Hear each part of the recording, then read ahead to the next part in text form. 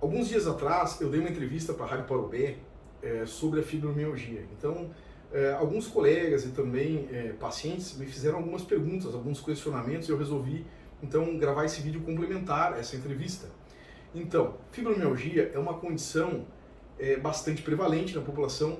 Estudos a nível internacional revelam que ela ocorre em torno de 4 a 5% da população, afeta muito mais mulheres do que homens, ou seja, em torno de um homem para cada 4 a 5 mulheres. Então, estudos mais antigos nem apontavam a presença de fibromialgia afetando homens, mas estudos mais atuais já mostram que existe também a incidência no sexo masculino. E me perguntaram também se a fibromialgia era uma condição psicológica. Então, é muito interessante, né, entender que a fibromialgia ela tem aspectos psicológicos que interferem como ponto gatilho, principalmente nos sintomas, aspectos mais de cunho emocional que acabam promovendo, desencadeando os sintomas da fibromialgia, mas é importante esclarecer que a fibromialgia é uma doença que não é psicológica. Ela envolve aspectos emocionais, sim, mas existe um processo fisiopatológico que envolve, digamos assim, a esfera física do corpo da pessoa. Então, é uma patologia que tem componentes neurológicos, porque afeta principalmente o ciclo do sono do indivíduo. Então, a pessoa, o portador de fibromialgia, ele vai ter uma dificuldade na reparação do sono. Então, existe um padrão de ondas cerebrais típicos desse paciente. Esse paciente frequentemente está acometido de depressão. Antigamente se pensava que 30% dos pacientes de fibromialgia tinham depressão. Muitas vezes se pensou que a depressão era um componente que surgia devido à dor que os pacientes viviam, né, sentiam. Então, as pessoas tinham depressão por causa da dor, mas hoje se vê de uma forma um pouco diferente. Na realidade, é um componente em comum da condição patológica. Então, o paciente tem depressão e faz parte do ciclo do paciente, é um dos componentes, né, associado também ao sono não reparador. Então, na realidade, não é a depressão, não existe nenhuma evidência que a depressão vem da dor do paciente dentro dos componentes, né, fisiopatológicos. A depressão é um desses componentes. Então, não é uma doença psicológica, não é uma frescura do paciente. Então, é muito importante esclarecer sobre isso, tá? Então, tem vários mecanismos. No entanto, nós não sabemos ainda qual é a causa da patologia. Por que as mulheres têm uma maior incidência dessa patologia do que os homens?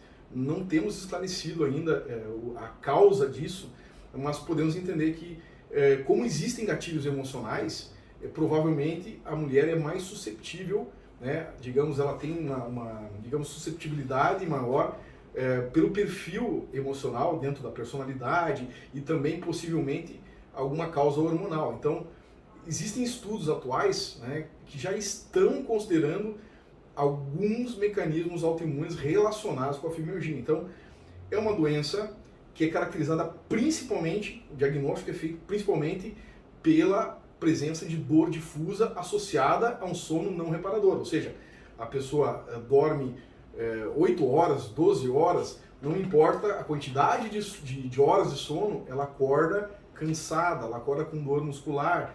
Então, não tem relação específica com a quantidade de horas do sono, mas sim com um sono que não repara. Então, tem um componente aí neurobiológico, neuropsicológico, que está associado com a patologia. Então, são pessoas que têm uma sensibilidade, digamos, maior, que elas são pontos de estresse emocional, são mais facilmente alcançados em termos de gatilho para os sintomas desse paciente.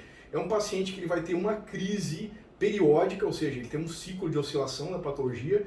Então, você não encontra o paciente totalmente ausente de dor ou desconforto, mas tem fases do ciclo dessa condição que vai ter mais digamos assim, sintomas mais exacerbados. Então, o paciente pode ter uma crise mensal, uma crise bimestral. Então, pode ter um período que vai ter mais exacerbações do que outro período. E o tratamento dessa condição, ela é multimodal, né? Então, vão ter vários, digamos, recursos, né, dentro do arsenal terapêutico. Então, Então o paciente ele precisa muitas vezes da medicação, né, um reumatologista. É interessante ele estar acompanhado por um reumatologista. Ele precisa também, por exemplo, de uma terapia relacionada com a parte emocional, com a terapia, talvez uma terapia cognitiva, né, algo que ajude ele também no aspecto emocional e psicológico. Também, não só pensando no suporte à dor, mas também na questão assim, de controlar melhor os pontos gatilhos, né, emocionais que desencadeiam as crises, né? Então isso é fundamental. Então nós precisamos entender que são vários recursos necessários para o controle da dor desse paciente. Então é importante que o paciente ele tenha uma atividade física regular, isso é muito importante, que ele possa então dissipar melhor o seu estresse.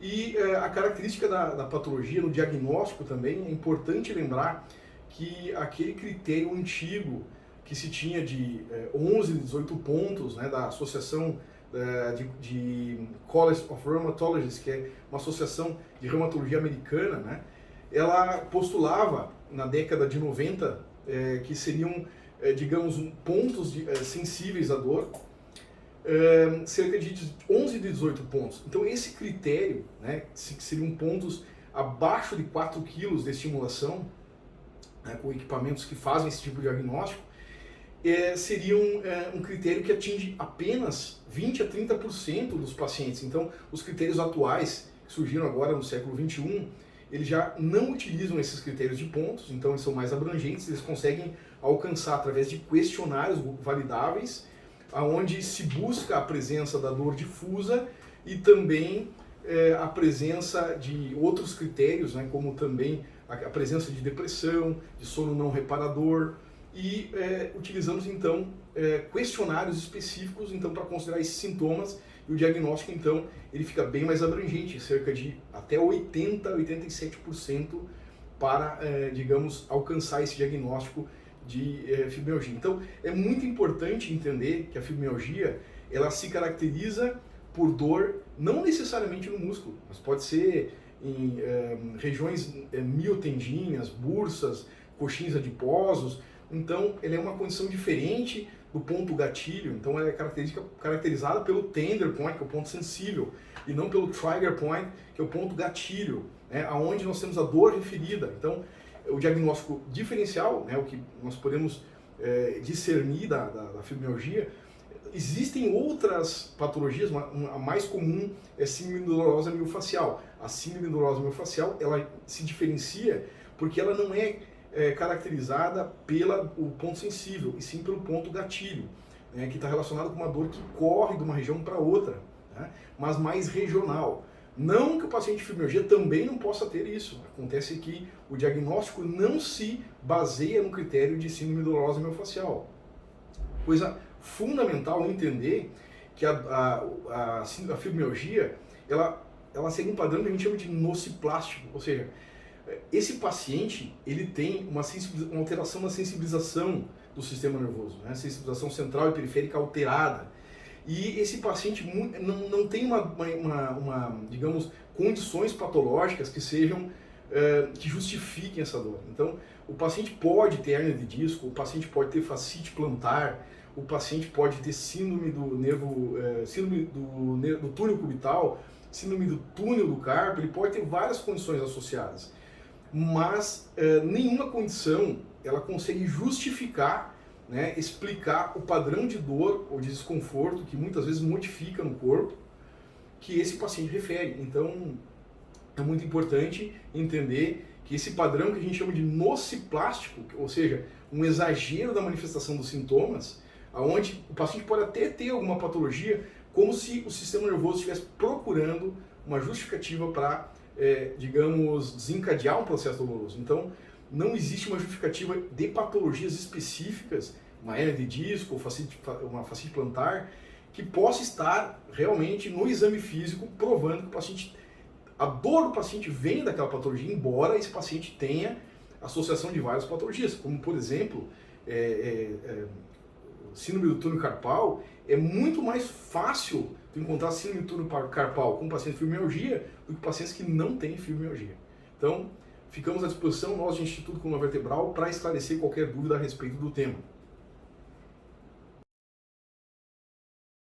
Bom, O paciente com fibromialgia, ele pode realizar vários tipos de terapia, massoterapia, ele pode fazer atividade física, ele pode fazer quiropraxia, ele pode fazer acupuntura, ele pode fazer fisioterapia. Na realidade, ele deve procurar esses recursos. O importante é alcançar o limiar certo de aplicação desses recursos, porque qualquer, digamos, estímulo um pouco exacerbado no organismo desse paciente parece, então, ser uma causa para que haja sensibilização do sistema nervoso. Então, isso é muito importante. Então, é importante também que o paciente tenha um bom colchão, que o paciente use um tênis adequado, um tênis com uma tecnologia adequada, que possa gerar amortecimento, que possa gerar conforto, e entender que esse paciente também precisa de um apoio nutricional. Então, interessante visitar um nutricionista, também interessante a avaliação do psicólogo, do psiquiatra, né, para dirimir algumas questões que geram gatilho emocional. E o mais importante nesse paciente é o gerenciamento clínico. Tá? Então, nós aqui do Instituto Coluna Vertebral estamos à disposição e assistimos o paciente frequentemente, pacientes com caso de fibromialgia, e também outros modos de condição similares à fibromialgia, que também tem o padrão nociplástico, que não se caracteriza com fibromialgia, mas que também apresenta um padrão nociplástico de dor, que é um padrão de dor difusa, mas que não, na realidade não é fibromialgia. Então, nossa equipe fica à disposição para o atendimento de vocês.